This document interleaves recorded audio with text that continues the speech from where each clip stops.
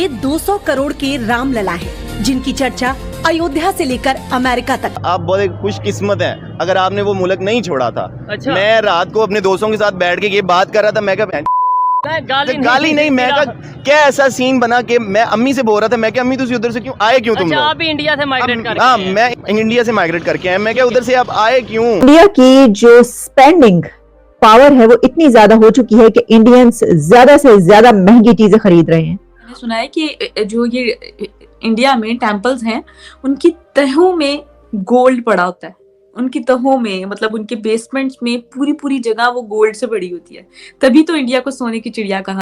मैं जो उधर रह रहे हैं बड़ी खुशी से रह रहे हैं, मैं कह रहा हूँ काश दोबारा मौका मिले और मैं अपने दादा परदादा को बोल सकूं, भाई जिधर तुसी बैठे सी ना उथे वापस चले जाओ। फिरोजपुर था वहाँ का, इंडिया का शहर है फिरोजपुर, फरीदकोट, बड़ा जबरदस्त है, वहाँ पे भी काश के मेरे माँ बाप वहाँ से ना आए हुए होते। इस पे मनो टन कितना इसके ऊपर सोना जो है वो लगा हुआ है, क्यों इतना सोना लगाया जा रहा है? इन्हें सोने से बनाया गया है, चांदी की चमक है, हीरा, पन्ना और नीलम जैसे बहुमूल्य पत्थरों से मढ़ा गया है। एक तरह से कहें तो गोल्डन रामलला है।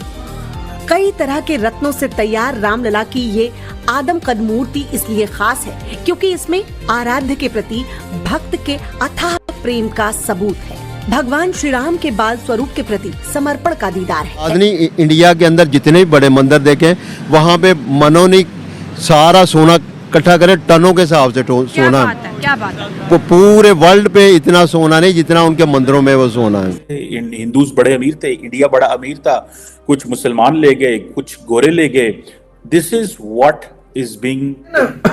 मैं कहता हूँ पूरी दुनिया का एक तरफ रख दो, जितना इंडिया के पास गोल्ड मंदिर और लोगों के पास है ना, वो इंडिया फर्स्ट नंबर पे आ जाएगा। दुनिया का तो यार 11% तो सिर्फ महिलाएं। हाँ, खाली इंडिया के औरतों के पास है। मतलब आप खुद अंदाजा लगा ले भाई। इस बात से आइडिया लगा लो। वो भी किस टाइम था, अभी तो शायद 1400 साल से सबसे ज्यादा तेज फैलने वाला दीन जो है ना वो हमारा इस्लाम ही है।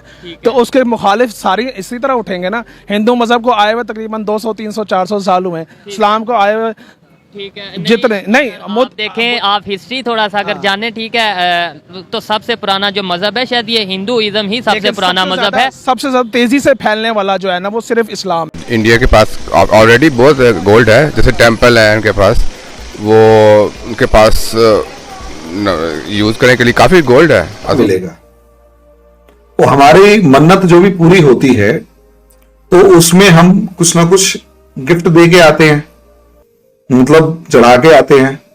तो वहां आपको दिखेगा हाथों के मोटे कड़े, चेन्स और जो भी उस टाइम पर होता है वो सारा उसमें डाल दिया जाता है। कुछ मूर्तियां इस तरह की बनी जिनमें लॉर्ड विष्णु की एक मूर्ति है जो सिर्फ अकेली वो मूर्ति 500 करोड़ रुपए की मालियत की है। आज भी इंडिया में ना 50 करोड़ लोगों को 2 वक्त की रोटी में असर नहीं है। 50 उनकी आबादी कितनी है? ठीक है, उनकी 150 करोड़ है ना, 1.5 अरब है। और हमारी कितनी है?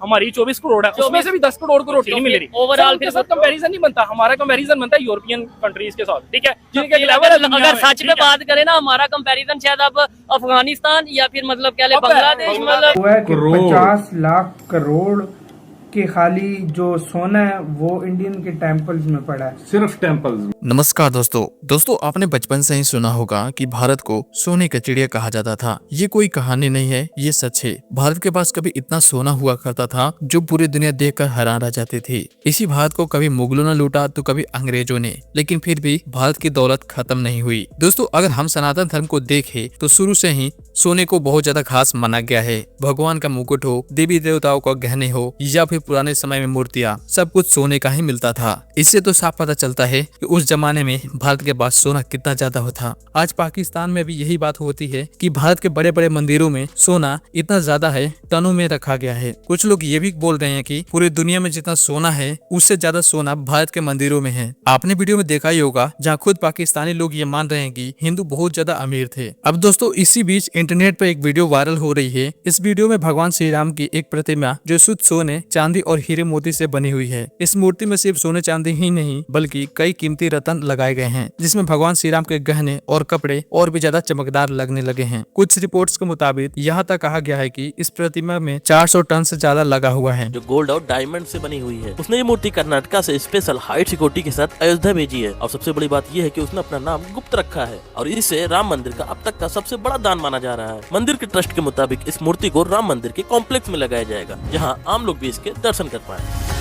जितना इंडिया के पास गोल्ड मंदिर और लोगों के पास है ना, वो इंडिया फर्स्ट नंबर पे आ जाएगा। दुनिया का तो यार 11% तो सिर्फ महिला है। हाँ, खाली इंडिया की औरतों के पास है। मतलब आप खुद अंदाजा लगा लें भाई। इस बात से आइडिया लगा लो। वो भी किस टाइम था, अभी तो शायद 20% औरतों के पास है। इंडिया में कोई ना कोई कान निकल आती है, कोई ना कोई माइन निकल आती है। दूसरी मेन बात यह है कि यार इंडिया के पास पैसा है, वो अपना गोल्ड रिजर्व बढ़ा रहा है, क्योंकि आने वाला वक्त जिस तरह चल रहा है, पैसे की वैल्यू नहीं रह रही। अब गोल्ड लोग इकट्ठा कर रहे हैं, जिसके पास इतना बड़ा प्रोपेगेंडा करने के बावजूद आज मॉर्गन स्टैनली के इकोनॉमिस्ट बोल रहे हैं कि भारत के जो गृहिणियों के हाउस होल्ड के पास 34,600 टन गोल्ड है। ये दुनिया के अंदर अगर सारा सेंट्रल बैंक का गोल्ड भी मिला लेना तो भी 35,000 है। मतलब it is equivalent to the gold of the central banks around the globe. इतना हमारे पास आज की डेट में हाउस होल्ड गोल्ड है। उसके अलावा टेम्पल में कम से कम 4 से 5,000 टन ऑफ गोल्ड है। वैष्णो देवी मंदिर जाएं तो वहां पर एक जो दान पात्र होता है उसमें आपको नोट कम और गोल्ड ज्यादा मिलेगा। We use to donate gold. वो चोरी नहीं होता क्या? कौन सा चोरी होगा? पाकिस्तान में तो मस्जिदों के बाहर से जूते चोरी हो जाते हैं, वहाँ सोना भी रफ चप्पलें चोरी हो जाती हैं। यकीन करें, ईद की नमाज मेरे बाबा पढ़ने के लिए जाते थे ना आज से 2 साल पहले, तो यकीन करें वो रफ चप्पल ईद वाले दिन पहन के जाते हैं कि कहीं हमारे यहाँ तो मस्जिद के अंदर जो कूलर, पानी वाला कूलर होता है, उसके साथ भी जंजीर में ताला बंधा होता है कि ग्लास कोई ना उठा ले। देखिए, वो तो थोड़ा बहुत किसी टाइम पर इंडिया में भी होता था, अब वो काफी हद तक चेंज हो चुका है। माइंडसेट चेंज हो जाता है ना। देखिए, आपको कोई भी चीज जरूरत से ज्यादा मिल जाती है तो उसके बाद उसकी वैल्यू थोड़ी कम हो जाती है। ठीक है, तो उस 4,000 किलोमीटर के एरिया में तो दूसरा कोई मंदिर लूटा ही नहीं उन्होंने। अच्छा, दूसरे किसी मंदिर पे इस्लाम नहीं लगाया। अच्छा। इस्लामी झंडा उन्होंने नहीं लगाया। सोमनाथ पे गए हैं। क्यों? क्योंकि 40 मन की तो उसकी सोने की जंजीर थी जिससे घंटियां बजती थी। ये तो वाकई में और पूरी दुनिया के, पूरे हिंदुस्तान के जो राजे महाराजे थे वो वहाँ पे बहुत ज्यादा अपना दान करते थे। इंडिया का कौमी खजाना पागल हो गए, इतने ज्यादा डॉलर। और मैं पाकिस्तान की बात करूं, यहाँ पर हमें चाहिए $7 बिलियन। जस्ट अगर हमें IMF $7 बिलियन नहीं देता तो मुल्क पाकिस्तान डिफॉल्ट कर जाएगा। और अगर हम एक मुल्क, उसके पास इतना कौमी खजाना कहाँ से आया, कैसे जमा किया, और पाकिस्तान के कौमी खजाने कंगाल क्यों पड़े हैं?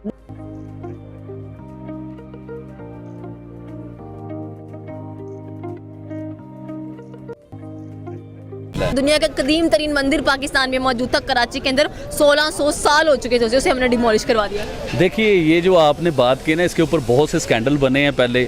बहुत सी बातें हुई, हम बोलते हैं, लोग उसके अंगेज चले जाते हैं। तो देखिए, इसके ऊपर मैं सच आपको बताना चाहूँ, जब बाबरी मस्जिद शहीद हुई थी मैं बहुत छोटा था, तो हमने देखा कि लाहौर में, मैं तो लाहौर में ही था, तो हमने देखा लाहौर में जितने भी मंदिर हैं उन्हें डिमोलिश कर दिया गया, उन्हें तोड़ दिया गया, बेहुरमती की गई, उनके ऊपर चढ़ा गया, उन्हें फेंका गया। ये एक मंदिर की बात नहीं कर रहा, ये बहुत से मंदिर की बात कर रहा हूँ। मेरे घर के करीब एक मंदिर था और मैं भी शामिल था, बहुत छोटा था, बच्चा था, मुझे पता ही नहीं था, हम भी अल्लाह अकबर के नारे लगा रहे।